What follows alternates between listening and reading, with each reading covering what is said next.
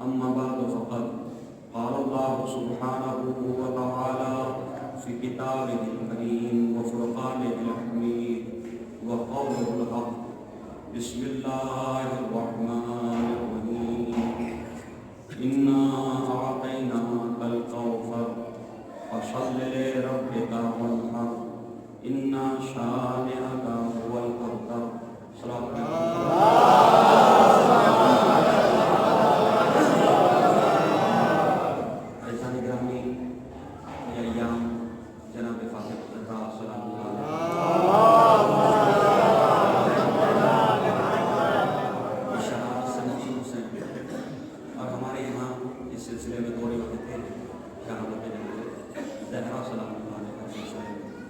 اور باقی ائمہ علیہ السلام کی ولادت و شہادت کی روایات میں اختلاف ہے. اور کیونکہ مجھے معلوم ہے کہ یہ یہاں پر چوتھی یا پانچویں مجلس ہوگی، اور کیونکہ یہ ایک نیا ٹرینڈ، نیا طریقہ چل گیا ہے قوم کے لیے. کچھ چیزیں ایسی ہیں پرانی جو قدیم چلی آ رہی ہیں، تو اگر ان کو چھوڑنے میں فائدہ ہے تو کچھ چیزوں کو رکھنے میں بھی فائدہ ہے. کچھ چیزیں ایسی بھی ہیں جنہیں رکھنے میں فائدہ ہے. پہلے عام طور پہ یہ ہوتا تھا کہ خمسہ مجالس کو کوئی ایک عالم خطاب کرتا تھا، کوئی ایک ذاکر، ایک خطیب جو ہے وہ خطاب کرتا تھا. تو اس میں ایک خطیب کو یہ معلوم ہوتا تھا کہ تسلسل کے ساتھ مجھے جناب زہرا یا کس شخصیت، جس ذات گرامی کے سلسلے میں یہ 5 مجلسیں رکھی گئی ہیں، اس ذات گرامی کی زندگی کے، سیرت کے مختلف گوشے قوم کے سامنے، مومنین کے سامنے لائے جا سکتے ہیں. لیکن اب یہ پتہ نہیں ہوتا، نیا ٹرینڈ ہے ایک ذاکر ایک مجلس، ایک ذاکر ایک مجلس. تو اس میں کیا ہو رہا ہے؟ اس میں یہ ہو رہا ہے کہ پتہ نہیں چلتا بھائی کہ 3 حضرات جو پہلے پڑھ گئے انہوں نے کیا پڑھا. مجھے نہیں معلوم کہ انہوں نے کیا پڑھا.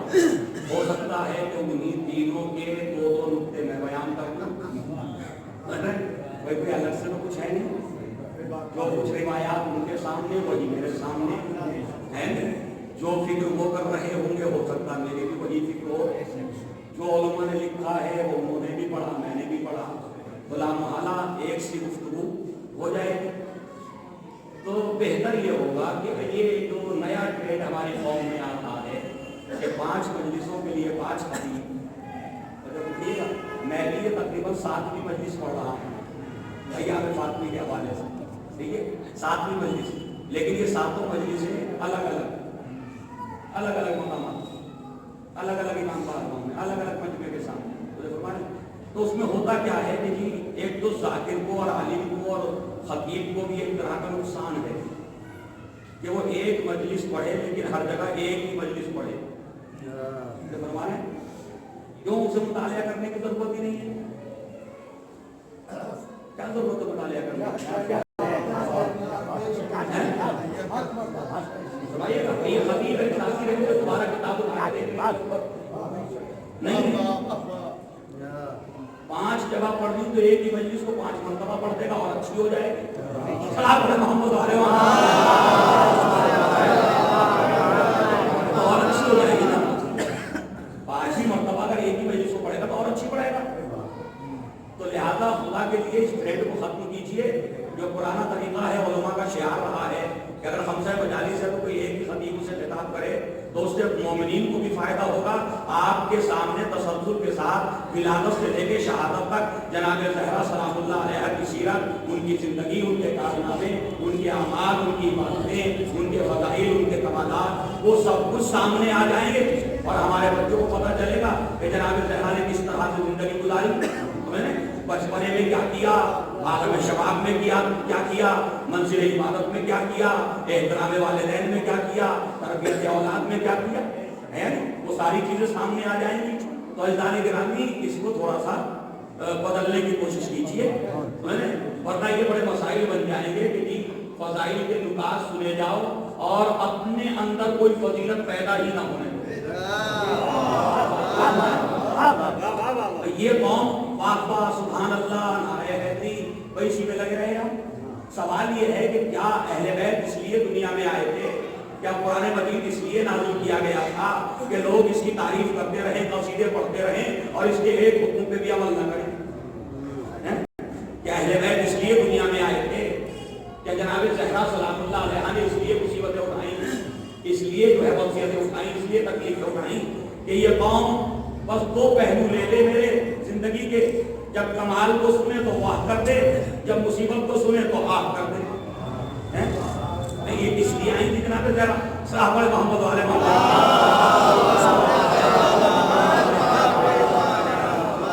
گرامی ذرا سمجھیے، غور و فکر کا مقام ہے یہ بات، سبحان اللہ بہت اچھی بات ہے، لیکن یہ اچھی جبھی ہے کہ جو سیرت کے گوشے پہ آپ نے تاک دی ہے اس سیرت کے گوشے کو اپنے کردار میں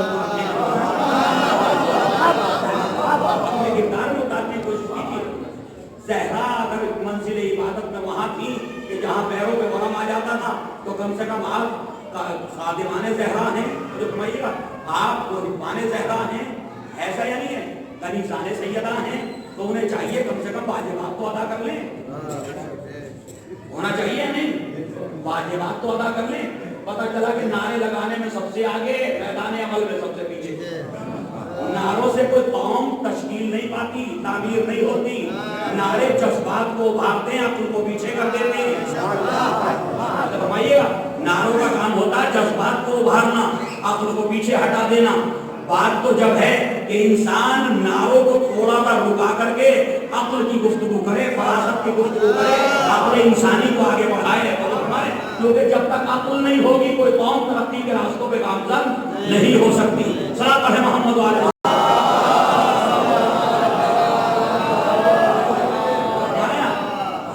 ہمیں بہت اچھا لگتا ہے کہ جب کوئی بچہ کھڑے ہو کر کے جو ہے وہ مدح مولا کائنات کر رہا ہے، اور اب مدح پہ بھی داد نہیں دیتے ہم، ذرا غور فرمائیے گا، مدح مولا پہ داد نہیں دیتے، مدح مولا پہ سبحان اللہ کم کہتے ہیں، اس پہ نعرے کم لگاتے ہیں، فضائل اہل بیت پہ کم لگاتے ہیں نعرے۔ اب تو اس چیز پہ نعرے زیادہ کہ دشمن کے نتائج کیا ہیں، ہمارے اس چیز پہ نعرے زیادہ لگتے ہیں کہ دشمن کے خلاف کیا کہا گیا شعر کے اندر۔ تو ہمارے فیضان گرامی دشمن کے خلاف کہنے کی ضرورت ہی نہیں ہے، دشمن کے خلاف کچھ کہنے کی ضرورت ہی نہیں ہے۔ آپ کو فضائل اور کمالات اہل بیت پہ گفتگو کیجیے تو دشمن خود سمجھ جائے گا کہ جو یہاں ہے وہ ہمارے پاس نہیں ہے، جو یہاں ہے وہ ہمارے پاس، جو ان کے لیڈروں میں ہے، ان کے اماموں میں ہے، وہ ہمارے پاس، ہمارے چاہنے والے جن کو ہم محبت کر رہے ہیں ان میں نہیں ہے۔ تو بات بھی پہنچ گئی اور احترام بھی باقی رہ گیا، مدح بھی ہو گئی اور تنقیص بھی ہو گئی۔ تو فرمائیے گا حسین تبرہ اسے کہتے ہیں کہ تبرہ ہو بھی جائے اور کسی کو پتہ بھی نہ چلے کہ تبرہ ہوا ہے۔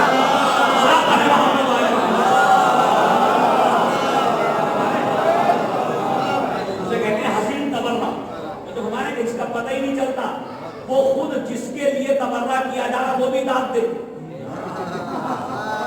وہ بھی سبحان اللہ کہے، ہے نہیں؟ اسے کہتے ہیں تبرہ۔ اور ایک بات اور عرض کر دوں، بس میں جناب زہرا گفتگو کرنا ہے، ایک بات اور عرض کر دوں، تبرہ پڑھنے کا نام نہیں ہے اسلام میں، تبرہ پڑھنے کا نام نہیں ہے اسلام میں، تبرہ کسی وظیفے کا نام نہیں ہے اسلام میں کہ تسبیح لے لیجیے اور تبرہ کرتے رہیے۔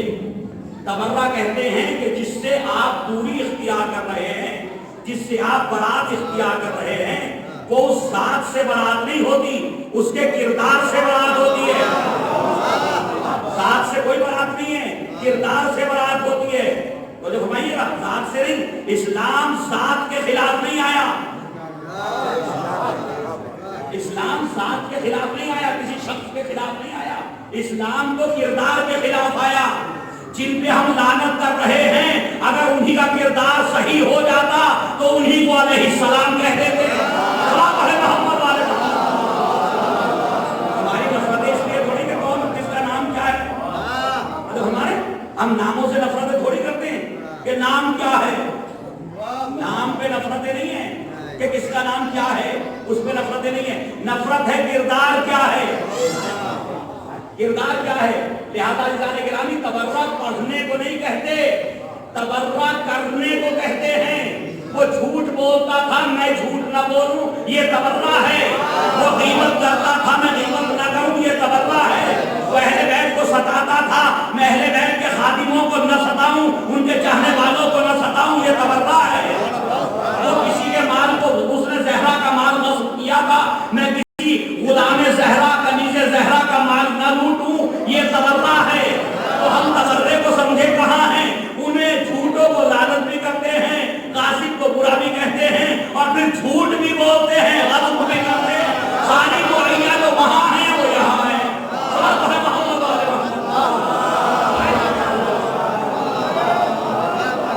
کیا فائدہ ہوا اس کا کہ ان کو تو برائیوں کی وجہ سے میں نے برا کہا، لعنتیں کی اور اپنے اندر وہی برائیاں، تو لعنت بھی کسی ذات پہ نہیں جاتی، فرمائیے گا لعنت بھی کبھی کسی ذات پہ نہیں جاتی، اگر آپ کے ذہن میں یہ ہے کہ جس شخص کا نام یہ ہوگا یہ لعنت اس کے اوپر چلی جائے گی، نہیں جائے گی، لعنت بھی صفات تلاش کرے گی، ہمارے اگر جھوٹ بولنے والا جھوٹوں پہ لعنت کرے تو صفت میں تو اس کے جیسا ہے، تو آدھی ادھر چلی جائے گی آدھی جناب پہ آ جائے گی، غصب کرنے والا غاصبوں پہ لعنت کرے، بھائی کی پراپرٹی لوٹے بیٹھا، پڑوسی کی 2 فٹ جو ہے چھین لی ہے کیونکہ طاقتور ہے جناب، تو جو فرمائیے گا، اور پھر کہہ رہا خدا لعنت کرے جس نے زہرا کا غصب کیا، حق کو غصب کیا، اچھا تو لعنت کرے، تو لعنت نے کہا میں تو غاصب پہ جاتی ہوں، لعنت کو کہے میں تو غاصب پہ جاتی ہوں، تو اگر اس نے کیا تو تو نے بھی تو لوٹا، تھوڑی ادھر تھوڑی ادھر، تو ادانے گرامی دشمنان اسلام کے کردار سے برات اختیار کیجئے، اگر ان سے برات اختیار کر لی تو اس کا مطلب یہ کہ تولا اور تبرہ میں آپ کامیاب ہو گئے، اور اگر کردار وہی رہا تو کوئی فائدہ، ساتھ پڑھے محمد والے محمد۔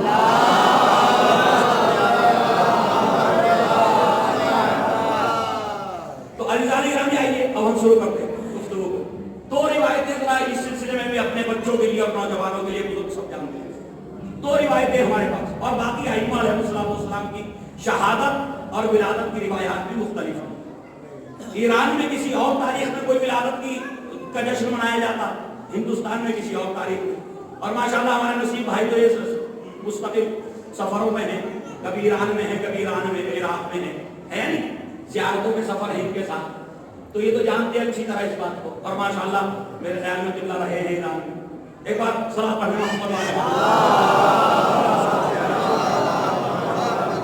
لیکن ایک بات ذرا سوچنے کی ہے اور غور و فکر کا مقام ہے، اس منبر کا کام ہے نوجوانوں اور بالخصوص ہمارے بچوں کے ذہن میں جو شکوک پیدا ہو رہے ہیں، جو شبہات پیدا ہو رہے ہیں، چاہے تاریخی حوالے سے ہو، چاہے عقائد کے حوالے سے ہو، چاہے جو ہے وہ فقہ کے حوالے سے ہو، ان شبہات کو ان ذہنوں سے دور کیا جائے، ان اذہان کو اطمینان بخشا جائے، ان کو یقین پیدا کیا جائے کہ جو تم کر رہے ہو صحیح ہے، ایک بار ذرا درود پڑھنے محمد والے،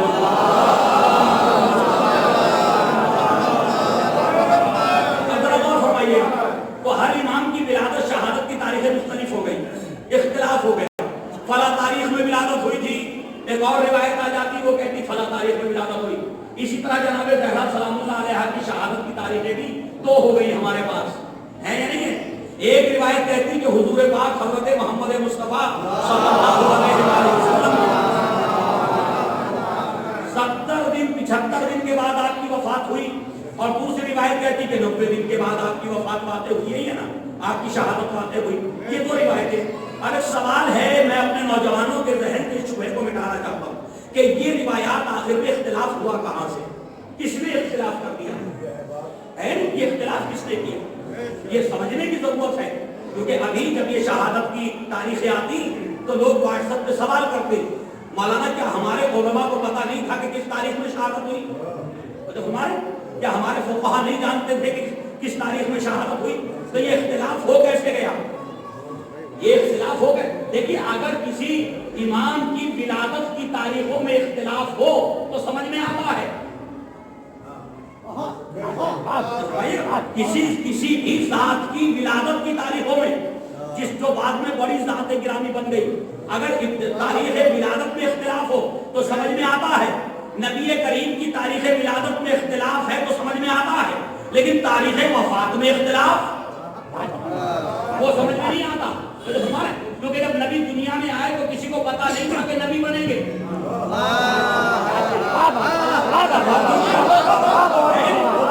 جب نبی دنیا میں آئے تو عام لوگوں کو پتا نہیں تھا کہ نبی بنیں گے، نہیں پتا نا ہم لوگوں کو۔ اگر زیادہ زیادہ جانتے ہوں گے تو عبداللہ جانتے ہوں گے، ابو طالب جانتے ہوں گے، بس ہے نہیں، ان سے اس کے علاوہ کوئی نہیں جانتا کہ نبی بنے گا بچہ۔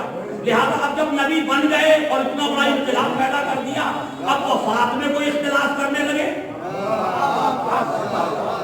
فرمائے ولادت کا اختلاف تو اس لیے کوئی جانتا نہیں تھا، وہاں سمجھ میں آتا، لیکن یہاں وفات میں تو کون مسلمان نہیں جانتا تھا، کون صحابی نہیں جانتا تھا کہ وفات رسول کس روز ہوئی۔ تو وفات میں اختلاف نہیں ہو سکتا۔ اس کا مطلب یہ ہے کہ کچھ نہ کچھ تو سیاست نے کام کیا۔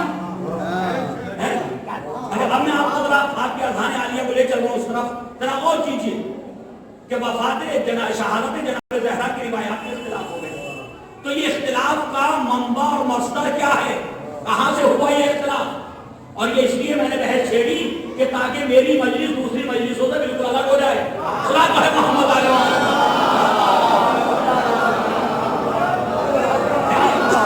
ورنہ مومنین کہیں گے کل یہی نقطہ سنا تھا، علی بھی یہی پڑھ گئے۔ اور کیجیے تو اب شہادت کی تاریخوں میں اختلاف ہو رہا، روایات مختلف ہو گئی، تو ہوئی کہاں سے؟ ایک سوال تو یہ پیدا ہوتا کہ کیا خود اولاد زہرا نے اختلاف کر دیا؟ سنیے گا، کیا خود اولاد زہرا نے اختلاف کر دیا؟ کیوں؟ عام طور پہ تاریخ وفات کہاں سے شروع ہوتی ہے؟ مجھے نہیں پتا کس کے دادا کب جو ہے دنیا سے گئے، اسی گھر کے لوگ بتائیں گے، پوتے بتائیں گے، ہے نہیں؟ وہی بتائیں گے نا کہ ان کے دادا کا انتقال کب ہوا تھا۔ پڑوسی بھی بھول جاتا کب ہوا تھا، لیکن وہ تو کم سے کم یاد رکھتا ہے۔ فرمائیے وہ تو یاد رکھتا۔ تو جناب زہرا کی اولاد نے اختلاف کر دیا اس سلسلے میں، تو یہ ہو نہیں سکتا۔ کیوں؟ جناب زہرا کی نسل میں دو طرح کے افراد ہیں، یا معصوم ہیں، آگے چل کر کے امام حسن امام حسین کی نسل میں، صحیح نا، یا معصوم ہیں یا غیر معصوم ہیں، یہ نا۔ لیکن جو غیر معصوم بھی ہیں وہ 255 سال تک وفات زہرا شہادت جناب زہرا کے بعد 241 سال تک کم سے کم وہ معصوم کے ساتھ رہے ہیں۔ جو غیر معصوم ہے نا اولاد زہرا میں، جو غیر معصوم ہے اولاد زہرا میں کی بات کر رہا ہوں، وہ بھی کم سے کم 241 یا 250 سال تک غیبت امام تک ہر زمانے میں نسل زہرا کا کوئی نہ کوئی معصوم رہا، اور اس معصوم کے ساتھ غیر معصوم رہے، اور وہ اپنی بات کرتے نہیں تھے جب تک معصوم تائید نہ کرتے۔ وہ اپنی طرف سے کچھ کہتے نہیں جب تک معصوم تائید نہ کرتے۔ تو امام صادق کے زمانے میں اولاد زہرا اس سلسلے میں ایک بار سب درود پڑھے محمد علیہ۔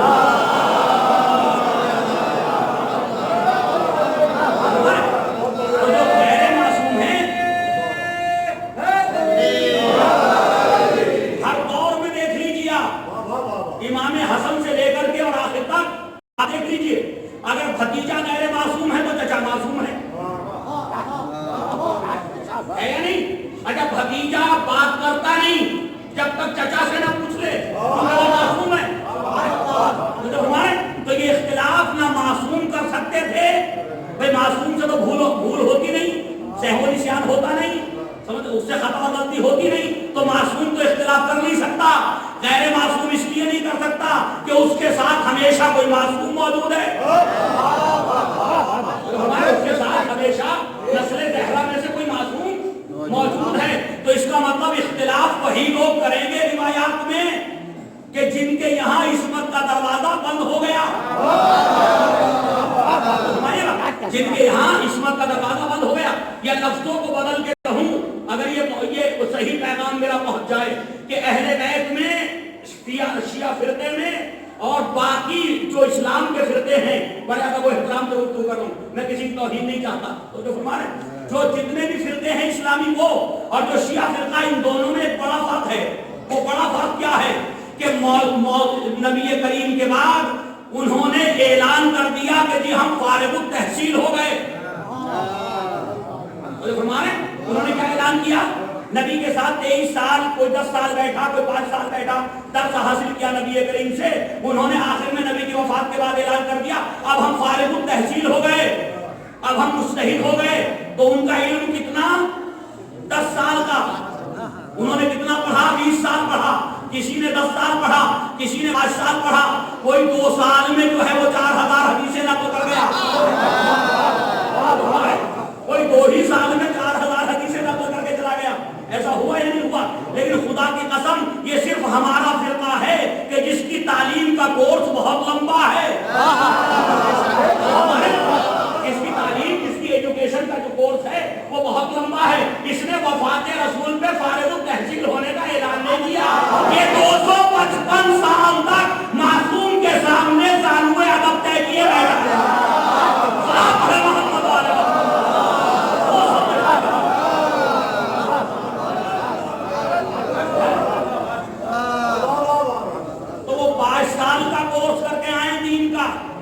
یہاں 255 سال کی تعلیم ہے. 255 سال. کیوں؟ امام زمانہ تک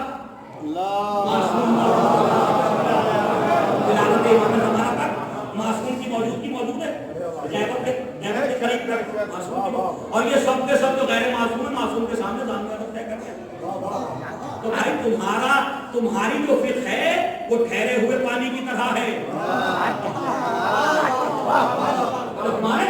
کہ اگر ایک قطرہ پیشاب کا گر جائے تو سارا نجیس.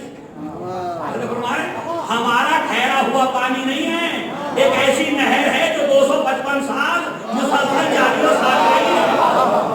محمد والے محمد.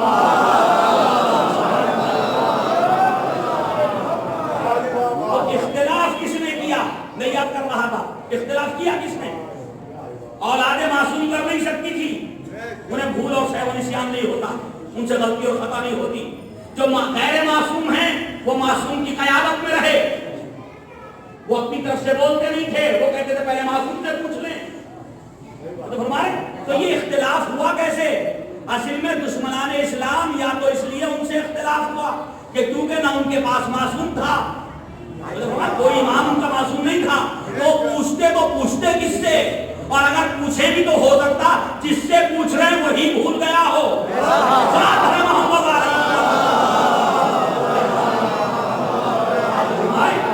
ہو سکتا جس سے پوچھنے جا رہے ہیں وہی بھول گیا کیونکہ معصوم نہیں ہے. تو اس کا مطلب میں الزام نہیں لگا رہا ہوں لوگوں کے اوپر کہ انہوں نے جان بوجھ کے اختلاف کیا. لیکن 2 ہی صورتیں ہیں اختلاف کی. یا تو بھول سے ہوا ان سے اختلاف، بھول چوک کی وجہ سے ہوا، خطا اور غلطی کی وجہ سے ہوا، یا پھر یہ اختلاف جان بوجھ کے ہوا. 2 شکلیں ہیں، تیسری تو کوئی شکل ہے نہیں. یا تو بھول چوک کی وجہ سے ہوا کیونکہ غیر معصوم تھے، یا قصدن ہوا، عمدن ہوا. یہی ہے نا. تو 2 شکلیں. اگر بھول چوک سے ہوا تو آپ اللہ کے ہم آپ معاف ہیں. بھول چوک پہ کوئی سزا نہیں، سہو نسیان پہ کوئی سزا نہیں. لیکن اگر قصدن کیا تو اس کا بھی حساب دینا ہوگا کہ آپ نے یہ اختلاف کیا کیوں. اچھا سوال تو پیدا ہوگا یہاں پر کہ اگر اختلاف کیا گیا قصدن تو کیوں کیا گیا؟ تو جو بھائی قصدن اختلاف تو کیا گیا نا، تو کیا گیا تو کیوں کیا گیا؟ یعنی جب تک کوئی انسان کوئی کام انجام نہیں دیتا، جب تک اس کے پیچھے کوئی فائدہ، جب تک اس کا کوئی فائدہ اس میں نہ ہو. تو اتنا بڑا جو ایک اختلاف کیا، روایات بنائی، سب کچھ کیا، تو اس کے پیچھے بھی کوئی تو ہدف ہوگا، کوئی تو فائدہ ہوگا، کوئی تو مقصد ہوگا. ورنہ اس اختلاف کی ضرورت کیوں پیش آ گئی؟ تو ہدف اور مقصد کیا تھا؟ مقصد یہ تھا کہ یہ اہل بیت کے چاہنے والے جو بار بار زہرا کی مظلومیت کا، زہرا کے مسائل پڑھتے ہیں، زہرا کی مظلومیت کا ذکر کرتے ہیں، ان کی سیرت کا بیان کرتے ہیں، تو کیوں نہ جب بھی ذکر ہوگا زہرا کا تو وہاں مظلومیت کا تذکرہ ہوگا، مظلوم کا ذکر ہوگا تو ظالم کا بھی نام آئے گا.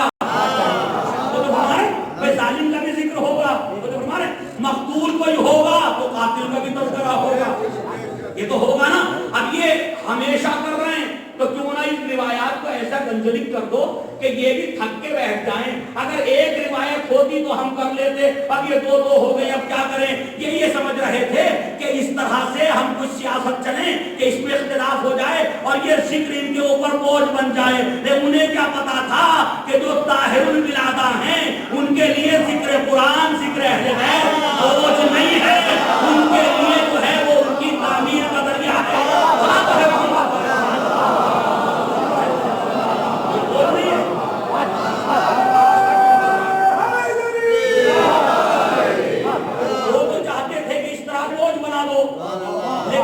وہ اپنی سیاست میں کامیاب نہیں ہو سکے. اس کا ایک فائدہ اور ہوا جان بوجھ کے اگر کیا تو جو ہمارے کہتے کنواں کھودا خود ہی گر گیا. کنواں کھودا اور خود ہی جا گرا. ویسے ہی ہوا اس مسئلے میں. انہوں نے کہا دو روایتیں بناؤ تاکہ یہ ہر ایک میں ذکر کرنے سے بعد آ جائیں. ہم نے کہا دو نہیں تم 40 بناؤ, ہر ایک میں ذکر کریں گے. اگر ایک ہوتی تو زہرا کا تذکرہ سال میں ایک بار ہوتا, دو ہو گئی تو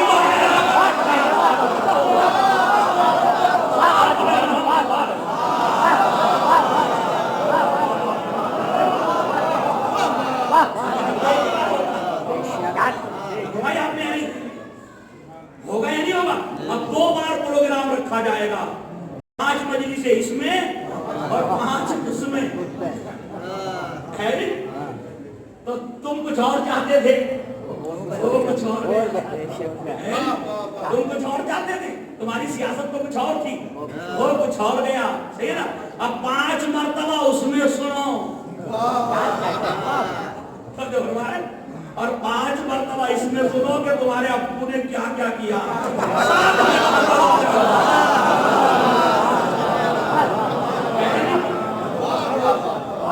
سب مل کے درود پڑھتے محمد.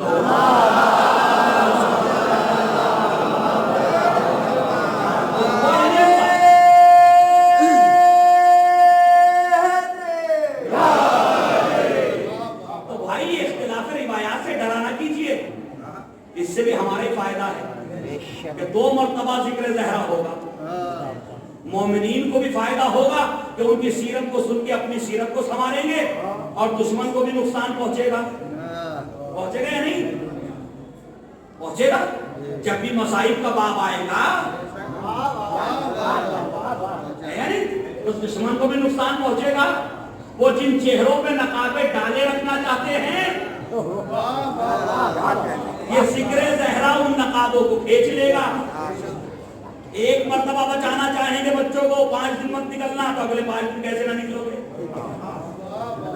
اور میں آپ کے لیے بھی عرض کر رہا ہوں, خدا کی قسم ہم کہیں اور ہوتے اگر ہم نے تھوڑا سا سلیقہ گفتگو اپنے اندر پیدا کر لیا ہوتا, ہم کہیں اور ہوتے ہیں. اور جو فرمائیے گا ابھی آپ تھوڑا ناگوار گزرے گا, تھوڑا سا اگر ہم نے سلیقے کی گفتگو منبر پہ کی ہوتی تو آج کہیں اور ہوتے ہم. یہ جو مجمع نظر آ رہا ہے یہ مجمع نہ ہوتا, باہر تک پبلک ہوتی, باہر تک پبلک ہوتی. لیکن ہمارا ذہن کچھ ایسا بن گیا ہندوستان میں رہ کر کے, کیونکہ ہندوستان میں بھی پاپولیشن اتنی زیادہ ہے یا نہیں, پبلک اتنی زیادہ, تو ہمارا ذہن بھی کچھ ویسے ہی. اچھا جو جہاں رہتا, جس ماحول جس کلچر میں رہتا, جس معاشرے میں رہتا, بالکل ویسے ہی بن جاتا. ایک انسان امریکہ میں 10 سال گزار کے آیا, بڑا ڈسپلن سے کام کرتا تھا وہاں پر. 1 منٹ کی ادھر نہیں مجلس مولانا 45 منٹ کی 45 منٹ کی ہوگی. آپ کو 8:30 پہ موقع ملے گا, 9:15 کو ادھر جانا, تو ادھر جائے گا مولوی بھی کیوں وہیں رہ رہا. اب مشکل کہاں ہے؟ مشکل یہ ہے کہ مجھ سے بتایا گیا کہ 8 بجے پوسٹر میں لکھا گیا کہ جی 8 بجے مجلس شروع ہو جائے گی. تو میں نے سوچا کہ 8 بجے شروع ہو جائے گی تو کم سے کم آدھا گھنٹے کی مجلس ہوگی, یعنی جو پہلے پیشانی سوچ تھا یہ آدھے گھنٹے کی ہوگی, تو میں 8:30 سے پہلے پہنچ جاؤں. اب پہنچا تو پتا چلا کہ نہیں اور آدھے گھنٹے بعد شروع ہوگی, اور آدھے گھنٹے بعد شروع ہوگی بھائی. اچھا جی 9 بجے شروع ہوئی, اب وہ پیشانی سوچانی ہے نہیں, تو پتا چلا کہ جی سارا نظام درہم ہو گیا. وہ نہیں ہوا. اب 1 گھنٹہ جب آپ نے مجھے سنا دیا بیٹھا کے,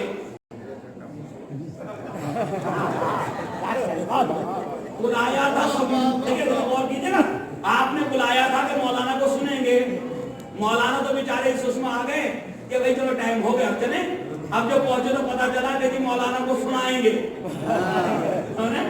اب مولانا سن رہے ہیں 1 گھنٹہ, تو بھیا 2 گھنٹے بھی تو پڑے گا.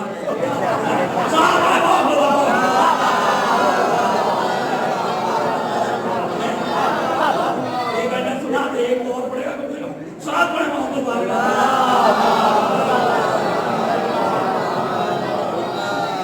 عزیزان گرامی, میں یہ عرض کر رہا تھا کہ ہم ہندوستان کے کلچر میں رہے ہیں. یہاں جب ہم بس میں جاتے ہیں تو سیٹ پھیرنے کے لیے رومال ڈال دو, کھڑکی سے بیگ پھیر دو, ایسا یا نہیں ہے؟ ایسے ہی کرتے نا. بس میں جگہ نہیں, ٹرین میں گئے وہاں جگہ نہیں, مارکیٹ میں گئے وہاں جگہ نہیں, تو ہم نے سمجھا کہ بھائی یہ دنیا ایسی ہوتی ہوگی ہر جگہ کہ اتنی پبلک ہوگی ہر جگہ. تو ہم ڈرنے لگے کہ بھئی یہ پبلک زیادہ ہے, تو ہم نے کہا یار جنت کو تو صحیح کر لو, ہر جگہ پاپولیشن بڑھتی چلی جا رہی, جنت کو تو صحیح کر لو. اب یہ جنت کو صحیح کرنے کے لیے بیچارہ نکلا, وہاں تو سکون سے رہ لوں. اب اس نے ایک ابھیان شروع کیا ممبروں سے, کوئی جنت میں نہیں جائے گا, کوئی نہیں جائے گا, کوئی جنت میں نہیں جائے گا. کون جائے گا؟ اب جو بھی مجلس میں آیا اسی سے کہہ دیا تم جاؤ گے.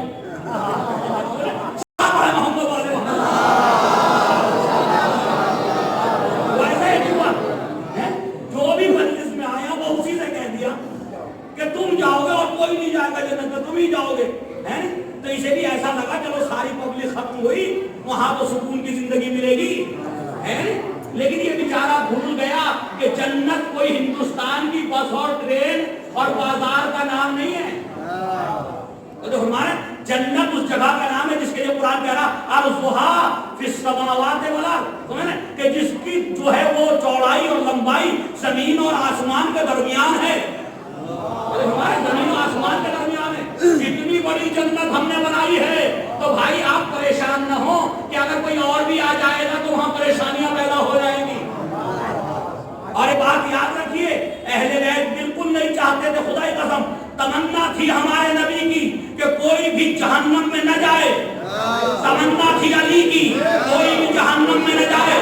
تمنا تھی حسن و حسین کی, کوئی بھی جہنم میں نہ جائے. کیوں؟ وہ چاہتے تھے سب ہدایت یافتہ ہو جائیں, سب ہدایت یافتہ ہو جائیں. نبی کریم گریا کرتے تھے کفار کے کردار پہ, تو خدا نے قرآن میں آیت نازل کی, کیا ان کے لیے تم اپنے آپ کو مار ڈالو گے؟ کیا ان کے لیے تم اپنے آپ کو زحمتوں میں ڈالو گے؟ تو کہتے میرے معبود یہ قوم جو ہے وہ جاہل ہے, انہیں معاف کر دینا, ان کی مغفرت فرما دے. یہ جاہل ہیں, یہ نہیں سمجھتے, میرے اوپر پتھر پھینکتے ہیں, لیکن میں ان کے لیے عذاب کی دعا نہیں کر رہا. تو نبی کی تمنا تھی کہ ہر کافر ہدایت یافتہ ہو کے جنت میں چلا جائے, لیکن میری کہیں تمنا ہو گئی ہے کہ میں کسی مسلم کو بھی جنت میں بھیجنے کے لیے تیار نہیں ہوں. تو جو فرمائے میں تو چاہتا ہوں بس میں جاؤں, باقی سب باہر کھڑے رہ جائیں. صحیح ہے. خدا کی قسم کتنا اچھا ہوتا کہ منبر سے نبی کا ابھیان شروع کیا جاتا, اتنا اچھا ہوتا کہ ممبر سے نبی کا کام شروع کیا جاتا, ممبر سے علی کا کام شروع کیا جاتا, اور یہ کہا جاتا کہ ہم کسی کو جنت جہنم میں جاتا دیکھ نہیں سکتے. ہمارے مولا کی تمنا تھی سب جنت میں جائیں, تو ہمارے ہم نہیں دیکھنا چاہتے کوئی جہنم میں جائے. تو ہم ایک ہدایت کا سلسلہ شروع کرتے, تان و تشنی سے بچ کر کے ہدایت کا سلسلہ شروع کرتے. تو یہ بتائیے کہ کوئی جہنم میں جائے تو آپ کو ملے گا کیا؟ بھئی ورنہ وہاں جب اسلام آیا, قرآن نازل ہوا, نبی کو بھیجا گیا, تو سارے جہنمی تھے. تو فرمانے کوئی تھا جنتی وہاں نہیں تھا نا, تو یہ نبی کو پتھر کھانے کی ضرورت کیوں پڑ گئی؟ نبی پہ کوڑے کیوں پھینکے گئے؟ نبی کے راہ میں کانٹے کیوں بچھائے گئے؟ نبی کو شہر بدر کیوں کیا گیا؟ نبی کو اتنی جنگیں کیوں لڑنا پڑی؟ کیوں؟ وہ تو سارے جہنمی تھے, جانے دو سب کو جہنم میں.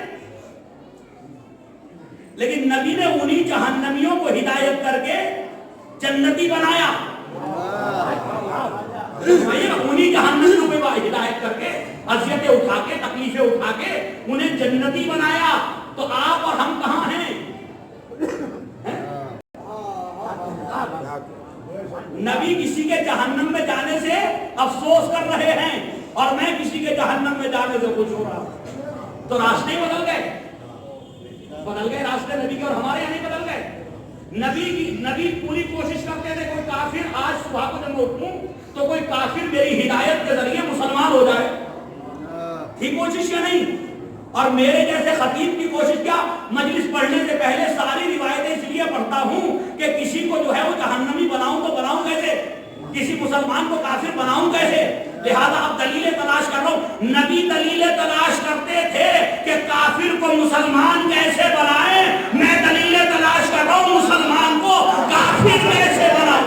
محمد والے محمد میں دلیلیں تلاش کرتا ہوں.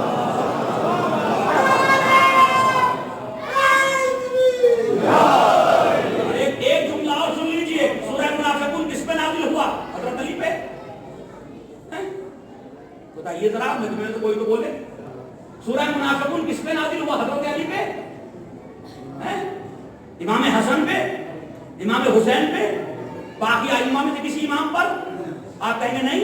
تو کس پہ نازل ہوا؟ حضور پاک پر نا. کس پہ نازل ہوا سورہ منافقون؟ حضور پاک پر. تو اس وقت منافقین تھے نا مدینے میں، تھے نا منافقین مدینے میں. ارے میں تو نہیں جانتا آج کون منافق ہے، یہ جانتا ہوں مجھے نہیں پتا.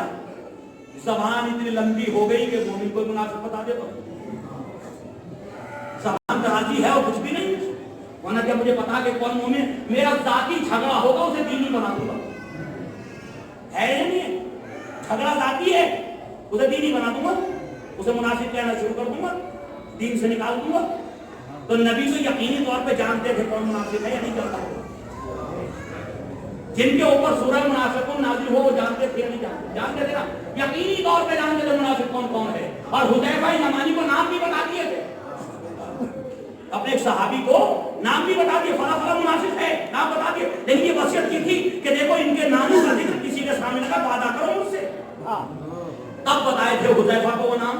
ہم نے فرمایا فیضان گرامی غور کیجیے کہ لیکن ان منافقین کے یقینی علم کے باوجود بھی نبی کریم نے اپنی مسجد جسے مسجد نبوی کہتے ہیں اس کا دروازہ ان منافقین کے لیے بند نہیں کیا.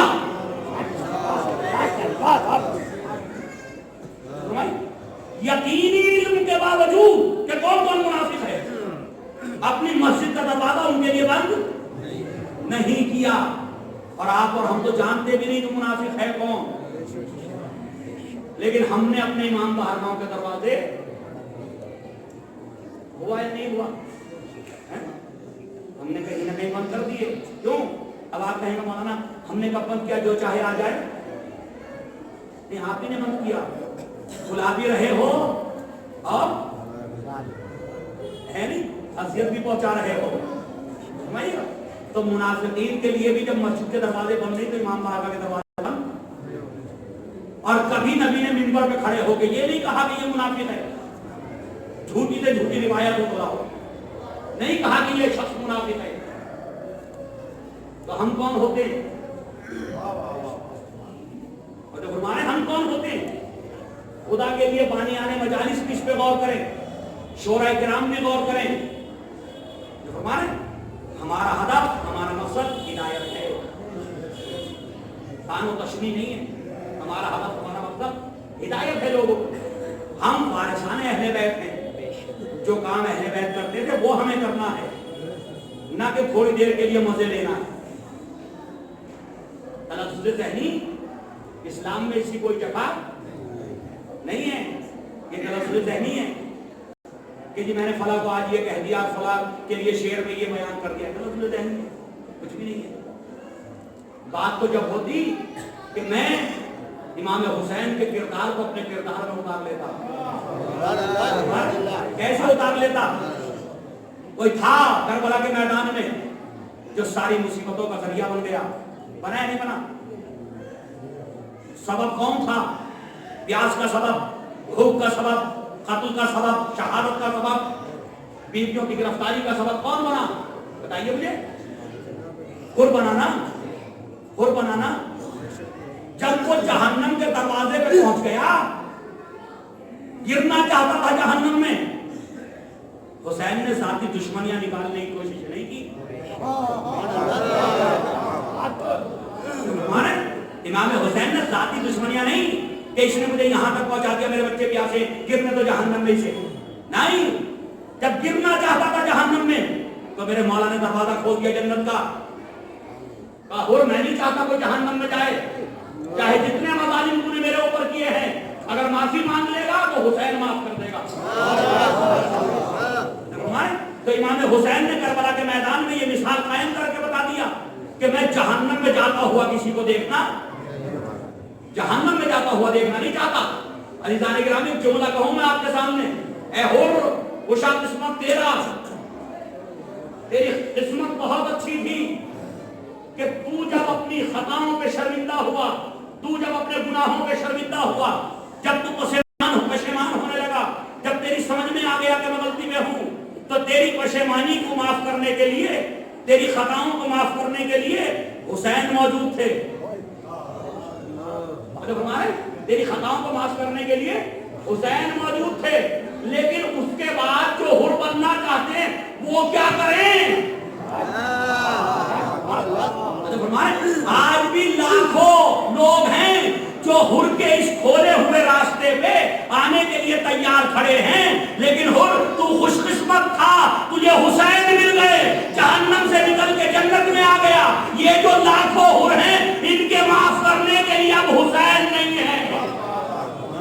ہے کوئی حسین تو انہیں معاف کر کے سینے سے لگا سکے؟ نہیں ہے نا. تو ہمیں حسین کا کردار لینا پڑے گا نا کہ جو بھی یہاں آنا چاہتا اسے ہم سینے سے لگا دیں. اور کیجئے جو پیغام دے رہا ہوں، تو حسین کا کردار ہمیں لینا پڑے گا. کچھ کڑوے گھونٹ بھی لے لیا کیجئے، ہمیشہ بخار ہی کی حالت میں نہ رہیے، بخار اتاریے تھوڑا. صلاۃ پڑھے محمد و آل محمد. خدا کی قسم یہ قوم کہیں کی کہیں ہوتی اگر ذرا سا جذبات سے عاری ہو جاتے ہم لوگ، عقل سے کام لے لیتے. اور یہ منبر آپ نہیں، منبر صحیح ہو جاتا اور بانی مجالس صحیح ہو جاتا. بانی مجالس کی فکر یہ رہتی ہے کہ کوئی ایسا خطیب تلاش کرو جو نعرے لگوا سکے. یہی ہے نا، جو نعرے لگوا سکے. جو امام باہرہ کے اندر ایسی مجلس نہیں سنی کہ پوچھو کیا پڑھا، وہ پتہ نہیں، وہ پتہ نہیں کہ پڑھا کیا، لیکن ایسی مجلس نہیں سنی. ہے یا نہیں؟ یہاں لوگوں نے وہاں ہٹ ہو گئی بھائی. مجلسیں داد سے ہٹ ہوتی ہیں یا ہدایت سے ہٹ ہوتی ہیں؟ صاحب ہے محمد والے محمد.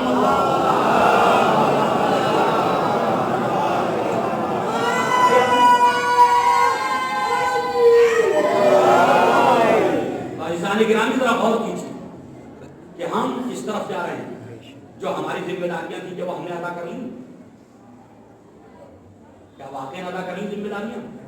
نہیں ہو سکتی. وہ ادا کرنی چاہیے یا نہیں؟ کرنی چاہیے، لیکن ہم نہیں کرنے کے لیے تیار ہیں. آج قوم کی حالت کیا ہے؟ جب پورے ہندوستان میں تلاش کر کے آؤ کتنے کالجز ہیں اس قوم کے پاس؟ کتنے کالجز ہیں؟ کتنی یونیورسٹیز کا قیام کیا آپ نے؟ کتنے نرسری اسکولوں کا جال پھیلایا آپ نے؟ کیا کیا؟ اور میرے جیسا خطیب آ کے کہتا ہے ایسی زندہ دل قوم نہیں دیکھی میں نے. اچھا جہاں جائے گا جھوٹ بولے گا. خدا کی قسم ایسا مجلسی مجمع میں نے کہیں نہیں دیکھا. جہاں جاتا ہوں نہیں بولتا. بڑی آفت یہ ہو گئی. ارے خدا کے لیے تیرے سر پہ امامہ ہے، دوست پہ ندا ہے، اس کا تو خیال کر لے. منبر رسول پہ بیٹھا، کل وہاں پڑھ رہا تھا، وہاں کہہ رہا تھا اس سے اچھا مجمع نہیں دے گا. آج یہاں پڑھ رہا کہہ رہا اس سے اچھا مجمع نہیں دے گا. ہے یا نہیں؟ کیا مطلب؟ جذباتی بنانا ہے، جذباتی بنا دیجیے. اپنا کام تو چل رہا ہے، قوم فقیری کی طرف جانے دیجیے. بے کاروبار ہو گئے لوگ ہونے دیجیے. ہے یا نہیں؟ بے کردار ہو گئے لوگ ہونے دیجیے. नौजवान शराब पी रहे, पीने दीजिए, सब कुछ हो रहा नहीं हो रहा, होने दीजिए। हमारी रोजी रोटी तो कोई जाहिर रख के चलती, अगर ये पढ़े लिखे हो गए तो बड़ा मसला बिगड़ जाएगा। और इस्लाम आया था कि हम किसी भी मुसलमान को जाहिर देखना नहीं चाहते। तो हमारे करबला और शहादतें और आइम्मा की जिंदगी, अहले बैत की जिंदगी, ये जाहिर की समझ में आ नहीं सकती। इसके लिए एजुकेशन की जरूरत है। तो हमारे कि करबला क्यों हुई, पढ़ा लिखा समझेगा करबला क्यों हुई। खेत किसान के लिए वही बताना पड़ेगा कि रुलाने के लिए भी ये कहना पड़ेगा इमाम हुसैन को करने का रस नहीं मिला, तभी रोएगा वो, है नहीं? हुए ऐसे वाकयात हुए। तो भाई जब तक एजुकेशन नहीं होगी तब तक। और यहाँ मैं आपकी बात को बचा लेके चल रहा हूँ जरा, ये मेरा काम था, सर पे अमामा दोस्त पर है, मेरी अपनी जिम्मेदारी, मिंबर पे आता हूँ। तो मिंबर पे आके मैं चाहता हूँ कि जब कौम इतनी बड़ा मजमा मेरे सामने बैठा हो तो इस कौम के अगर दो फर्द भी यहाँ से कसम खा के उठ गए कि मैं अपने बच्चे को, चाहे मैं जमा जोगड़ी करूँ ना करूँ, चाहे सेविंग करूँ ना करूँ, अपने बच्चे को तालीम दिलाऊंगा। अगर एक आदमी यहाँ से ये अहद करके उठे अपने मौला से कि मौला मैं अपने बच्चे को जाहिल नहीं रहने दूंगा, तो मेरी मजलिस कामयाब हो गई। चाहे कोई भी दाद ना दो, कोई नारा मत लगाओ, कोई बात ना कहो, सलाम पढ़े मोहम्मद वाले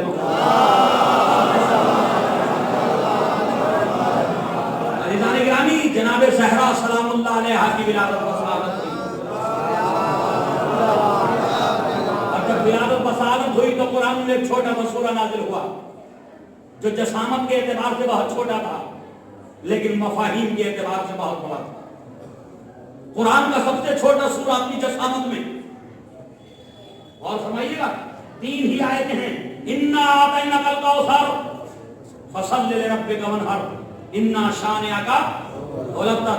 कुरान का सबसे छोटा सूरा, लेकिन ये सबसे छोटा सूरा होने के बावजूद खुदावंद आलम ने अपने हबीब को ये हुक्म नहीं दिया कि आले इमरान जैसे बड़े सूरे को जिसमें 200 से ज्यादा आयतें, सूरह बकरा जो बहुत बड़ा सूरा जिसमें 200 से ज्यादा आयतें, ये नहीं हुक्म दिया कि इसे जाके खाने काबा की दीवार पे लटकाओ और कुफार मुशरिकीन से कहो कि तुम अपने आप को कहते हो कि फसाहत और बलागत में महारत रखते हो, तुम ज़बान जानते हो, तुम अदब अरबी को जानते हो, तुम अशार कहते हो, तुमने 7 कलाम हमारे घर की दीवार पे लटका दिए कि अगर किसी में हिम्मत है तो इन कलाम का जवाब लेकर के आए, इन कसीदों का जवाब लेकर के आए। 7 सवा मोहल्ले का तो तुम्हारे 7 कसीदे लटके हुए थे, ये 7 कसीदे लटका दिए हमारे घर की दीवार पर। लो हम 3 आयतों का सबसे छोटा कलाम भेज रहे हैं, मेरे हबीब खाने काबा की दीवार पर लटका के कहो अगर किसी में ताकत है तो इसके जैसा लेकर के आए।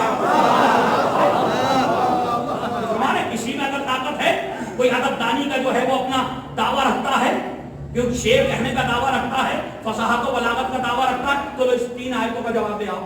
दूसरे दिन जो कुफार और मुशरिकीन आए, बड़े फसीह थे, बड़े बलीग थे, वो कोई जाहिल नहीं थे कलाम के एतबार से, अदब के एतबार से, वो बड़े पढ़े लिखे लोग थे। भाई पता आए तो अब तो ये सूरे की आयतें देखी, इन्ना आतैनाकल कौसर फसल्लि लिरब्बिका वन्हर इन्ना शानिअका हुवल अबतर। अब ये सूरा देखा, अपने अपने कलाम उठा करके ले गए, तो जब हमारे अपने अपने कलाम उठा करके ले गए, अंदाजा कीजिए जो ज़हरा की विलादत पे सूरा नाजिल हुआ, ज़हरा की विलादत के मौके पर सूरा नाजिल हुआ जिसमें ज़हरा का कसीदा पढ़ा गया, तो जो ज़हरा का कसीदा बन के आया वो इतना बाकमाल, तो जिसका कसीदा बन के आया वो कितनी बाकमाल होगी। मोहम्मद वाले मोहम्मद, वो कितनी बाकमाल। तो घुमाइएगा, पेटों से चलने वाली नस्लों में हमने अक्सर देखा, अंबिया में भी देखा, और घुमाइएगा कुछ अच्छे हैं कुछ बुरे हैं, लेकिन बेटी से चलने वाली 2 ही नस्लें थी। पता नहीं बात पहुंचेगी या नहीं पहुंचेगी। बेटी से चलने वाली 2 ही नस्लें हैं इस कायनात के अंदर, या तो मरियम की चली तो बेटा ईसा आया, या तो मरियम की नस्ल बची बेटी से तो बेटा कैसा आया, ईसा जैसा उल अज़्म नबी। तो भैया, और अगर दूसरी नस्ल चली तो ज़हरा की बेटा कैसा आया, तो भैया बेटा कैसा आया, बेटा हसन कैसा आया, बेटा हुसैन कैसा आया। अच्छा, तो मरियम से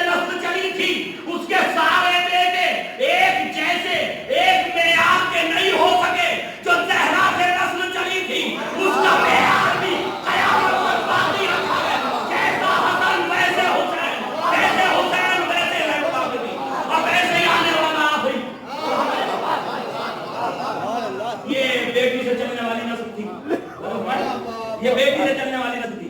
वहां एक मासूम हुआ, वहां एक मासूम, यहाँ नस्ल में कयामत तक मासूम। अगर जो वहां बेटी से नस्ल चलाई थी उसमें और ज़हरा में इम्तियाज करके बताया कि ए मरियम तुम्हारे बेटे को आसमानों पे बुला लेंगे। मूसा को नहीं बुलाया, बाप से आए थे दुनिया में। ईसा को बुला लिया तो थे आसमान पे और वहां रखा, अभी तक जिंदा रखा। क्यों जिंदा रखा? दो बेटियों से चलने वाली दो नस्लों को जिंदा रखूंगा।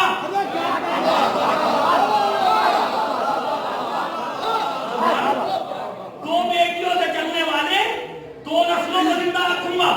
तेरी नस्ल में सबसे बड़ा ओहदा दूंगा मरियम, तेरी नस्ल में सबसे बड़ा ओहदा, रिसालत सबसे बड़ा ओहदा, नबुव्वत सबसे बड़ा मनसब, उलिल अज़्म वो भी बहुत बड़ा मनसब। तेरे बेटे को ये मनसब बता करके दुनिया को बताऊंगा कि जो नस्ल बेटी से चलती वो कितनी कामयाब होती है। और इसकी ज़हरा के बेटे को एक और मनसब अता करूंगा और फिर दुनिया को पता चलेगा कि कौन अफजल है और कौन बेहतर है। जब इसके बेटे को बुलाऊंगा तो तुम्हारे बेटे को आसमान से जमीन पे भेजूंगा। तुम्हारा बेटा इसके बेटे के पीछे नमाज दुनिया को बताएगा कि नबुव्वत बेहतर है।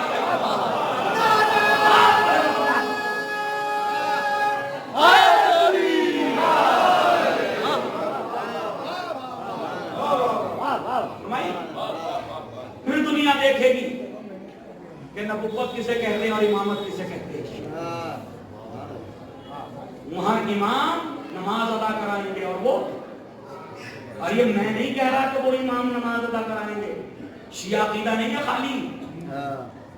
हमारे अहले सुन्नत भाइयों ने, मैं उनका एहतराम करता हूँ, उनके उलमा का एहतराम करता हूँ, नहीं फिक्री झगड़ा है, फिक्री इख्तिलाफ है और फिक्री और इल्मी इख्तिलाफ में कोई परेशानी की बात नहीं। काफिर ना बताओ किसी को, मुनाफिक ना कहो किसी को।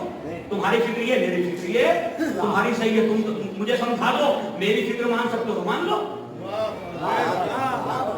बुखारी शरीफ में एक बाब कायम किया गया, बिल्कुल नई बातें लाके रख रहा हूं आपके सामने, रटे रटाए नुक्ते नहीं है। एक बाब हुआ बुखारी शरीफ के अंदर, बाब कायम किया इमाम बुखारी ने और इमाम मुस्लिम ने मुस्लिम शरीफ के अंदर। बाब का नाम सुनिए और मेरे बच्चे और मेरे नौजवान इस बाब के नाम को याद रखें, काफी होगा। बाब का नाम रखा नुज़ूल ईसा। क्या नाम रखा? नुज़ूल ईसा, क्योंकि सारे मुसलमानों की नजर में ईसा जिंदा है, चौथे आसमान पे है, तो नुज़ूल कहते हैं उसे जो बुलंदी से नीचे की तरफ आए। हमारे जो बुलंदी से पस्ती की तरफ आए उसे कहते हैं नुज़ूल। तो क्या रखा बाप का नाम? नुज़ूल ईसा, कि जब ईसा नाज़िल होंगे तो क्या होगा। तो मैंने कहा क्या होगा, पता नहीं कयामत आ जाएगी, ज़लज़ला आएगा। अरे तो मैंने उसके अंदर की रिवायात पढ़ी, तो होगा क्या। तो उन्होंने कहा हुजूर पाक ने फरमाया, किसके दरमियान? अपनी मस्जिद रसूल। ये आज भी मौजूद है रिवायत बुखारी में मुस्लिम में दोनों में, लेकिन उनकी चालाकी बहुत है भाई, चालाक बहुत थे। रिवायत को ऐसे बाप में रखा तो कोई तलाश ही ना करे वहां। भाई ईसा के पास में कोई वही तलाश करे जो ईसा के बारे में तलाश करना चाहे। ईसा के बारे में जिसे तलाश होगी वो ईसा के बाप में पढ़ेगा, लेकिन उन्होंने ईसा के बाप में हमारे इमाम का जिक्र कर दिया कि नबी करीम ने अपनी मस्जिद में बैठ के चारों तरफ सहाबा किराम थे, आपने फरमाया अपनी मस्जिद में सहाबा के दरमियान कैफान तुम, रिवायत के जुमले सुनिए, कैफान तुम व नज़ला फीकुम ईसा इब्न मरियम, तुम्हारी उस वक्त हालत क्या होगी जब तुम्हारे दरमियान ईसा इब्न मरियम नाज़िल होंगे। जब तुम्हारे दरमियान ईसा इब्न मरियम नाज़िल होंगे।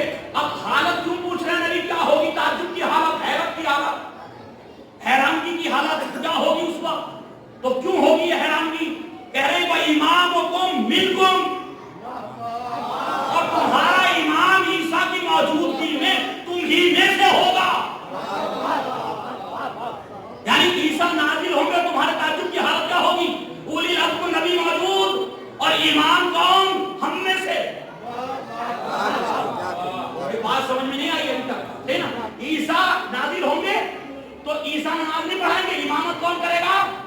سے مسلمہ کا ایک فرق. امام بخاری بہت ہی اچھے انداز میں رکھا آپ نے, پتہ بھی نہ چلے کون ہے یہ شخص, ہے نہیں. کہا کہ جی تمہاری حالت تعجب کی کیا ہوگی, عیسیٰ نازل ہوں گے تمہارے درمیان اور تمہارا امام تم میں سے ہوگا, یعنی امام عیسیٰ امام نہیں ہوں گے. ہم نے علماء فقہا علماء اسلام سے پوچھا, محدثین سے پوچھا, مورخین سے پوچھا, بھائی سارے جھگڑے چھوڑ دیجئے, کون افضل کون بہتر سب ختم کیجئے, مجھے یہ بتائیے امت کا وہ کون فقیہ ہے, امت کا وہ کون عالم ہے, امت میں وہ کون حافظ قرآن ہے, امت میں وہ کون قاری قرآن ہے, امت کا وہ کون شخص ہے کہ جو عیسیٰ کو نماز ادا کرا سکے.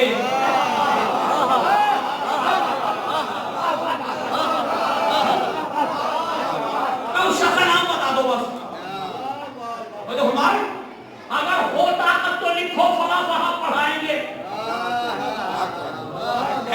بھائی اگر ہو طاقت تو لکھ دو کہ فلاں صاحب پڑھائیں گے, بڑے فقیر تھے ان کو بھی بلایا جائے گا, آپ نماز پڑھائیے, فلاں امام پڑھائیں گے, لکھ دو.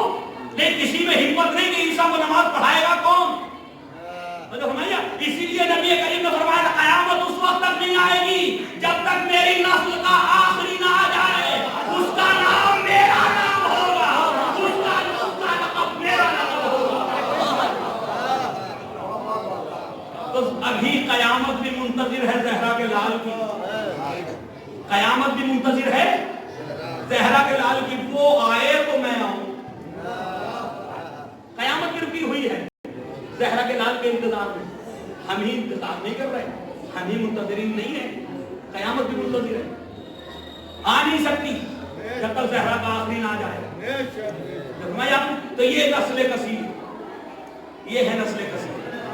بس ایک طرف ذرا توجہ دلا دوں آپ کی, اور وہ یہ کہ نسل کثیر عطا کر رہا بیٹی کے ذریعے. خداوند عالم نے بیٹے دیے اپنے حبیب کو یا نہیں دیے؟ دیے نا. کوئی نام ہے ذہن میں کسی بیٹے کا؟ قاسم تھے نا سب سے پہلے بیٹے, جن کی وجہ سے آپ کی کنیت ہوئی ابو القاسم, ہے نا. جناب قاسم 2.5-3 سال کی عمر ہوئی آپ کی, آپ کو واپس لے لیا نا واپس.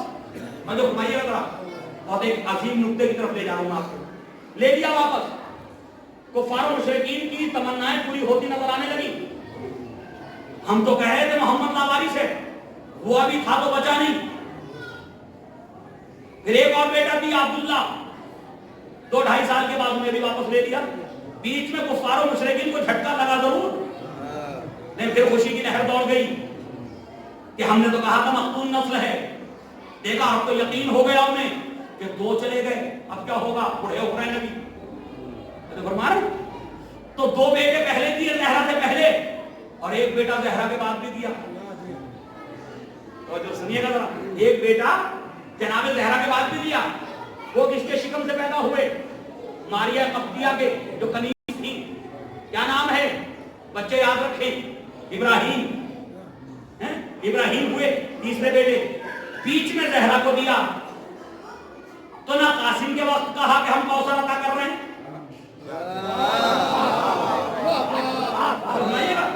نہ عبداللہ کے وقت کہا ہم کوثر عطا کر رہے ہیں, نسل کثیر عطا کر رہے ہیں, نہ ابراہیم کے وقت کہا ہم نسل کثیر عطا کر رہے ہیں. جب زہرا کو دیا تو کہا ہم نسل کثیر عطا کر رہے ہیں. تو ایسا نہیں کہ کوئی یہ کہہ دے کہ کیونکہ نبی کے بیٹا نہیں ہوا تو بیٹی ہی کو نسل کا ذریعہ بنا دیا. لیکن میں اللہ کی بارگاہ میں ایک سوال ضرور کروں گا, میرے معبود ایک بات تو بتا, موت و حیات کا مالک تو ہے یا کوئی اور؟ کفار و مشرکین تانا دے رہے ہیں تیرے حبیب کو, تیرا حبیب غمزدہ ہے, رنجیدہ ہے, ملول ہو رہا ہے کہ میرے نسل نہیں ہے, یہ لوگ تانا دے رہے ہیں. اور تو ہے کہ قاسم کو دیتا واپس لے لیتا, عبداللہ کو دے کے واپس لے لیتا, ابراہیم کو دیتا واپس لے لیتا. تو شاید خدا جواب دے, نادان تو نہیں جانتا, میں نے بیٹوں کو اس لیے واپس لے لیا, بیٹی کو اس لیے رکھا کہ وہاں عربوں میں بیٹیاں زندہ دفن کی جا رہی تھی. تو ہمارے عربوں میں بیٹیاں زندہ دفن کی جا رہی. اس رسم بد کو مٹانے کے لیے ضروری تھا کہ ان دور جاہلیت میں زندگی گزارنے والوں کو بتاؤں کہ تم سمجھتے ہو بیٹا ہی قابل قدر ہے.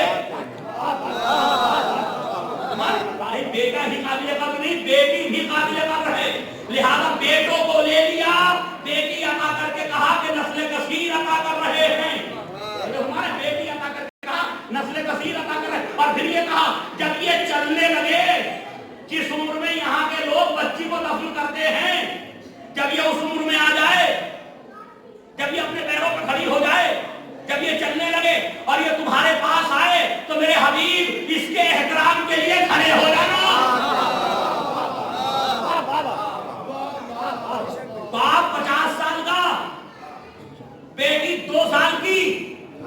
کہیں یہ منظر دیکھا کسی نے؟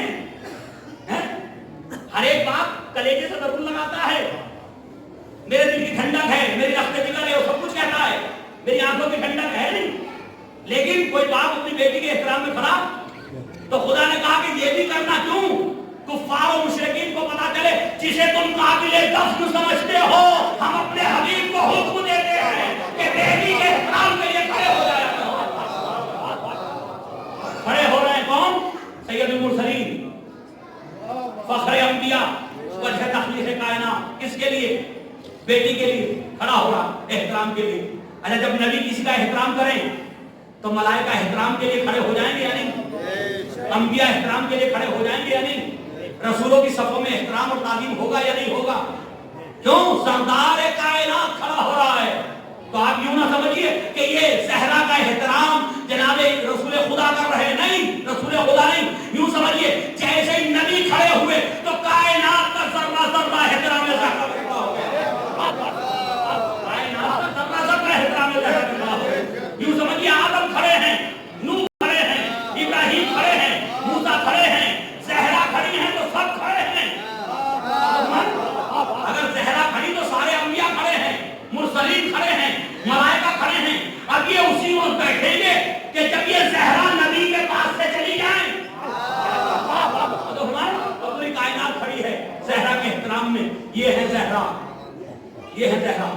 لیکن عزیزان گرامی، کیا بچیوں کے احترام پہ کوئی فرق پڑ گیا زہرا کے بعد؟ بتائیے مجھے ذرا سا. اپنی ذمہ داری ہے، اس کے بعد مسائل پڑھ رہا ہوں، بس یہ ذمہ داری میری. کیا کوئی فرق پڑ گیا بچیوں کے احترام پہ؟ اسلام نے دو چیزیں قرار دی.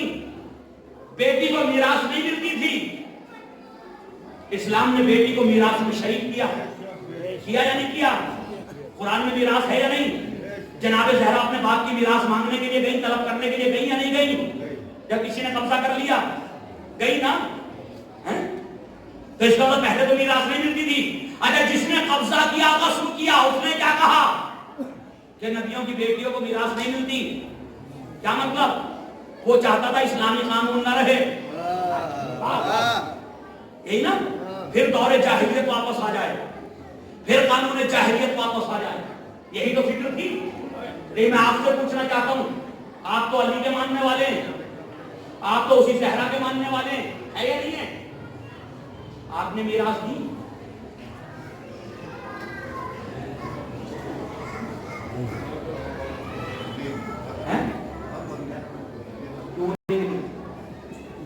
سوال ہے، ہم نے میراث دی؟ ابھی میں نے کہا کہ اس نے میراث نہیں دی، جناب زہرا کی جو میراث ہوتی وہ نہیں دی. سب نے کہا میں نے کیوں نہیں دی؟ ایک چیز اسلام نے واجب کی تھی وہ میں نے دی نہیں. جو واجب نہیں کیا تھا وہ خوب دیا.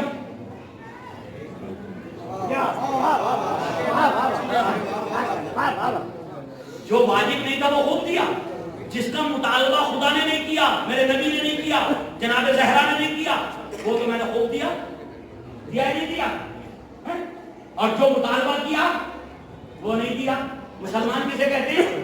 جو اللہ کی اطاعت پہ عمل کرتا ہو. تو کیوں نہیں کیا جی ہم نے علی والے ہو کر کے؟ کیوں نہیں کیا اس کے اوپر عمل؟ جہیز دے دیں گے 10 لاکھ کا تو کہ میراث ادا ہو جائے گی؟ ایک بکرا کٹوا دیں گے، صبح کی نماز جو قضا ہو گئی وعدہ ہو جائے گی بکرا کٹوا کے. یعنی آپ دوسری چیز کو دوسری جگہ پہ رکھنا چاہتے ہیں، ہو جائے گا؟ روزے کی جگہ دو زیارتیں کر دوں گا مولا کی، ہو جائے گا روزہ؟ 4 مرتبہ 2 لاکھ روپے لگا کے چلا جاؤں گا مولا کی زیارت کروں، زیارت کا ثواب الگ ہے لیکن یہ واجب یہ الگ ہے. اب وہ ظاہر یہی سوچنے میں لگ جائے گا یہ معاف ہو گیا زیارت کی وجہ سے. تو زیارت تو اسی لیے تھی کہ یہ روزہ زندہ رہے. زیارت تو رکھی اس لیے گئی تھی کہ یہ نمازیں زندہ رہے. زیارت تو رکھی اس لیے گئی تھی کہ شریعت زندہ رہے. یہی ہے نا. تو ہم نے میراث نہیں دی، دینی چاہیے یا نہیں؟ اچھا اگر میراث کا قانون بن جائے ہمارے معاشرے کے اندر تو جہیز کی پوری رسم ختم ہو جائے گی یا نہیں؟ ایک واجب بھی ادا ہو جائے گا اور جہیز کی پوری رسم بھی ختم ہو جائے گی. بھائی جو جس کی جتنی حیثیت ہے اتنی میراث مل جائے گی ہے. لیکن آج ہمارے معاشرے کی حالت کچھ اور ہو گئی. زبانوں پہ زہرا یا زہرا یا زہرا, عمل میں زہرا کہیں نہیں. زبانوں پہ یالی یالی یالی, عمل میں علی کہیں نہیں. اور بڑے عجیب عجیب مناظر دیکھنے کو ملتے ہیں. جب شادی ہونے لگتی نا تو جو نکاح تو ہم ہی پڑھتے ہیں, بڑی مجبوری ہے, نکاح تو ہم ہی پڑھتے ہیں. اب جب نکاح پڑھنے جاتے ہیں کسی چیز پہ کوئی جھگڑا نہیں ہوا, کسی بھی چیز پہ, کسی بھی چیز پہ کوئی جھگڑا نہیں. مطلب ہمارا جو لوٹنے کی چیز تھی وہ لوٹ گئی, جو کھانے کی چیز تھی وہ کھائی گئی, ہے نہیں, جو فیشن کی چیز تھی وہ فیشن میں استعمال ہو گئی, سب کچھ ہوا نا. لیکن جھگڑا ہوا تو صرف ایک بات پہ. ہم نے کہا نکاح شروع کریں, ارے وہ لڑکی اور لڑکے بات کو بلاؤ, کیا رہ گیا, کھانا سب نے کھا لیا, کھانا سب نے کھا لیا, سیر و تفریح سب نے کر لی, مزے سب نے لے لیے, لذتیں سب نے اٹھا لی, سب کا کھایا جا چکا, بریانی کا بھی باؤ, لڑکے کا باپ کیا کرنے والا بھائی. ارے نہیں, یہ پوچھ لو کہ مہر کون سا رکھیں, اور تو فرمائیے گا مہر کون سا رکھیں, اور جو جتنا دیندار ہوگا نا وہاں پہ, اور جو سیریس رہا وہ کہے گا مہر لڑکی لڑکے والے کہیں مہر فاطمی رکھ دو, لڑکے والے یہی کہیں گے ہمیشہ مہر فاطمی رکھ. کیا ہم جناب زہرا کو نہیں مانتے, مانتے تو مہر فاطمی رکھ لو.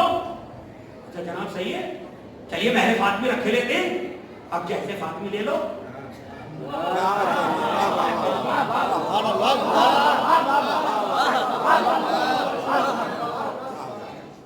ہمت کرو, تھوڑا سا ہمت کرو, جو یہ کہے کہ مہر فاطمی رکھ لو اس سے پلٹ کے کہو جہیز فاطمی لے لو. خالی زہرا کی شادی میں مہر ہی تھوڑا ہی تھا, تو سب کو مہر فاطمی یاد رہا, جہیز فاطمی سب بھول گئے ہیں. آج تک کبھی بات نہیں آئی کہ جہیز فاطمی لے لو. ارے نبی نے کیا کیا تھا, بات مہر اور جہیز کو برابر قرار دیا تھا نبی نے. آپ سمجھے ہی نہیں آج تک. ہر آدمی, ہر عالم, ہر مولوی, ہر خطیب یہ کہتا مہر فاطمی مستحب ہے, سنت ہے یہ. تو سنت کیسے قائم کی تھی, مہر اور جہیز کو برابر قرار دیا تھا, جتنا مہر اتنا جہیز. جتنا مہر اتنا جہیز.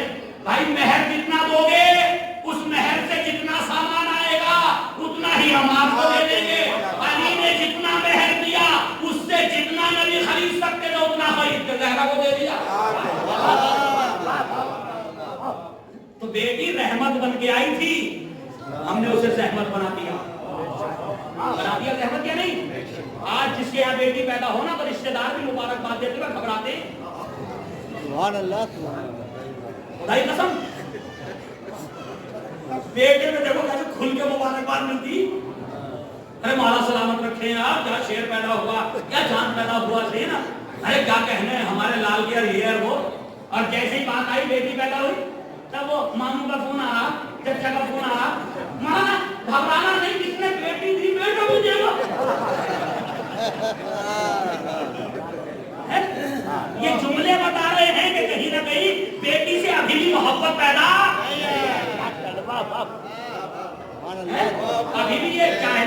دیکھیے یہ کلمہ کو ہو کے ترقی یافتہ دور تک ضرور آ گیا. ٹیکنالوجی نے ترقی کر لی, گھر کی دیواروں نے اور چھتوں نے ترقی کر لی, نہ پڑھا تو اس کا ذہن ایک قدم آگے نہیں بڑھا. یہ ابھی بھی بڑے جاہلیت میں کھڑا ہوا. محمد والے محمد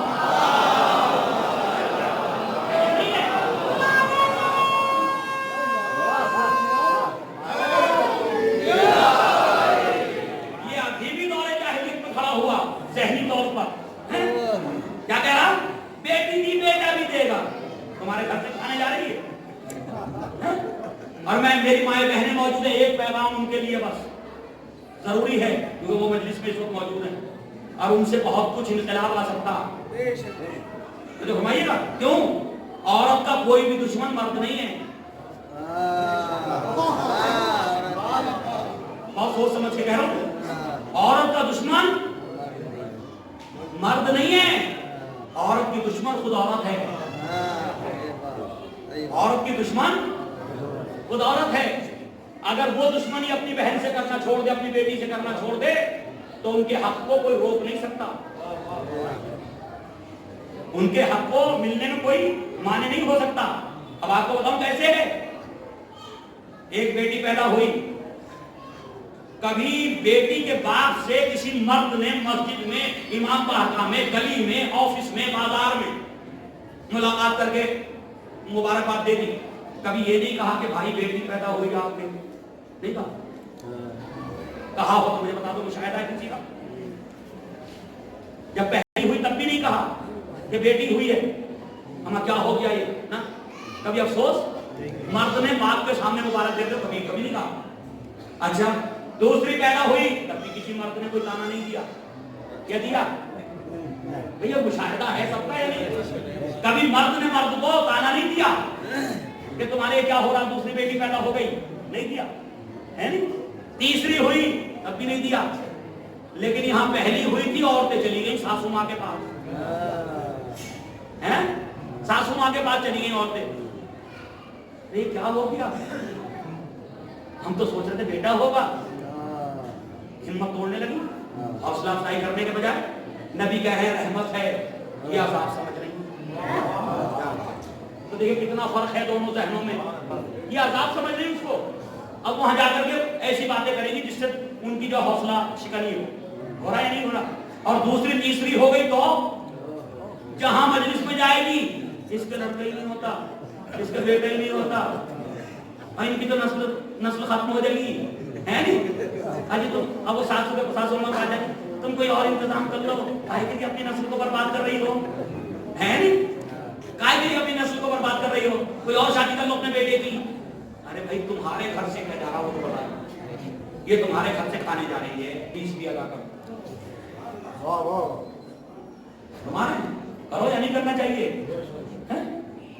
ایک انسان مزدور ہے، بار بار قتل ہوتا ہے، بار بار مرتا ہے، روز مرتا ہے، روز جنم لیتا، کتنا اچھا ہوتا کہ ہم اسے لیبر کے طبقے میں نہ جانے دیتے، ہم اس بچے کی زکات سے، خمس سے، وہ جو فرمائے اپنے صدقات سے، ایصال ثواب سے کھانا نہ کر کے مجلس میں آنے والوں کے لیے کسی یتیم کی تعلیم کرا دیتے، ہمارے کرا سکتے تھے نہیں، کسی غریب بچے کی تعلیم کرا دیتے، کسی کے اندر صلاحیت کی ڈاکٹر بننے کی اسے قوم میں ڈاکٹر بنا دیتے، یہ کرنا چاہیے تھا لیکن نہیں ہوا۔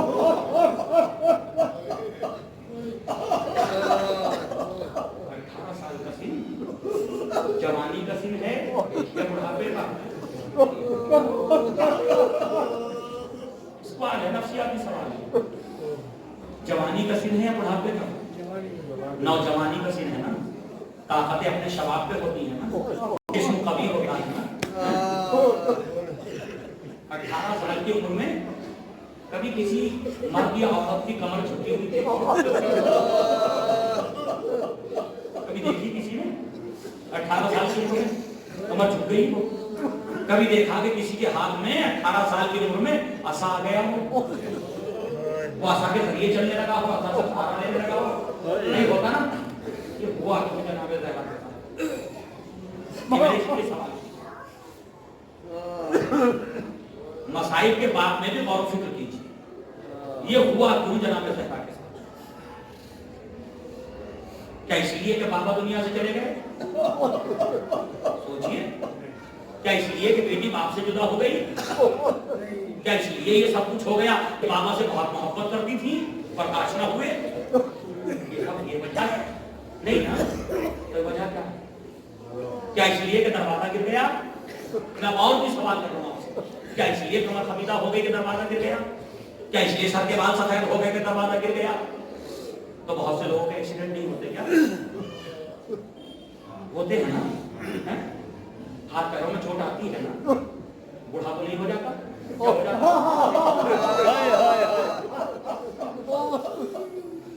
سوچیے کیا بہت ہوئی، بوڑھا تو نہیں ہو جاتا نا؟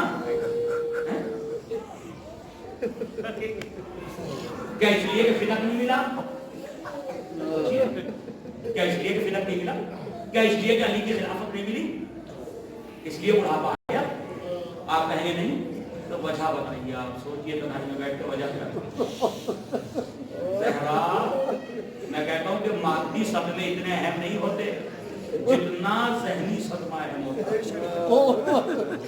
اتنا نفسیاتی صدمہ اہم ہوتا ہے اب آپ کو بتاؤں کیا ہوا زہرا کے ساتھ آئے تطہیر کے نزول کے بعد تمام سنی شیعہ علماء لکھ رہے ہیں کہ ہر روز 5 مرتبہ نماز ادا کرتے تھے نبی 3 مرتبہ نہیں 5 مرتبہ یہ بھی طریقہ صحیح ہے ہمارا والا لیکن نبی 5 مرتبہ پڑھتے تھے 5 مرتبہ نماز ادا کرتے تھے نبی ہر نماز سے پہلے صحابہ کو اکٹھا کرتے زہرا کے دروازے پہ آتے تدبر بات کرتے اور سلام پڑھتے السلام علیکم یا اہل بیت النبوہ اے نبوت کے اہل بیت آپ پر میرا سلام ہر نماز کے بعد صحابہ کو ساتھ لے کے آتے در زہرا پہ آ کر کے سلام کرتے کتنے دن جاری رہا یہ سلسلہ 10 مہینے تک ہر نماز سے پہلے ہر نماز کے بعد ایک دن میں 10 مرتبہ نبی زہرا کے دروازے پہ آئے صحابہ کو لے کر کے خود بھی سلام کیا صحابہ کو بھی تربیت دی کہ اس دروازے پہ سلام کرنا مجھے بتاؤ وہ شہزادی